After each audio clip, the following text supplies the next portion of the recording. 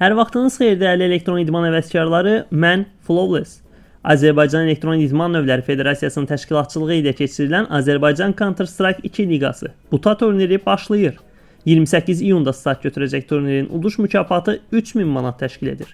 Turnirdə 20 komanda öz oyununu göstərəcək və bu komandalardan biri də mənim də iştirak edəcəyim və federasiyanın üzvlərindən təşkil olunan AZINF komandasıdır. Bu baxımdan bu turnir mənim üçün də xüsusi bir önəmə sahibdir. Turnirdə VIA, Akatsuki, Take-Control kimi komandalarla birlikdə əvvəllər Azərbaycan CS-sinin içində olan oyunçular da iştirak edəcək. Yəni turnirdəki 20 komandadan yarısından çoxunda təcrübəli oyunçular var. Turnirin sürprizi Take-Control və Akatsuki'dən gəldi. Bir neçə ay əvvəl Irbitka'nın yerinə EZK'yi transfer edən Akatsuki bu dəfə EZK'nin yerinə onları bir neçə həftə əvvəl Game Hub turnirində devirən Take-Control heyətindəki Zico'nu transfer edib. Əvəzində isə EZK Take-Control'a qayıtdı. Yəni bu baxımdan qardaşlar komanda dəyişdi. Bu dəfə turnirdə Irbitka olacaq. O Eliko, Vacuum, Austin'li Team Phoenix'lə oynayacaq.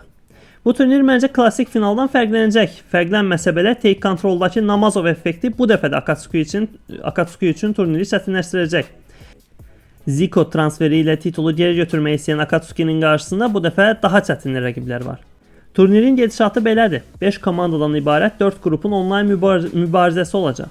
Ən yaxşı 2 yer play-off'a yüksələcək və play-off oyunları LAN şəkildə GMT Arena'da keçiriləcək. Play-off'larda lower bracket'da olacaq və bu komandalar üçün ikinci şans mənasına gəlir. Nəhayət Best of 5'lık Grand Final oyunu isə Stray Hall'da tamaşaçılar qarşısında olacaq. Nəhayət içi biz qarışıq bütün komandalara uğurlar, gözəl CS izlətmək ümidi ilə sağ olun, sağlıqla qalın.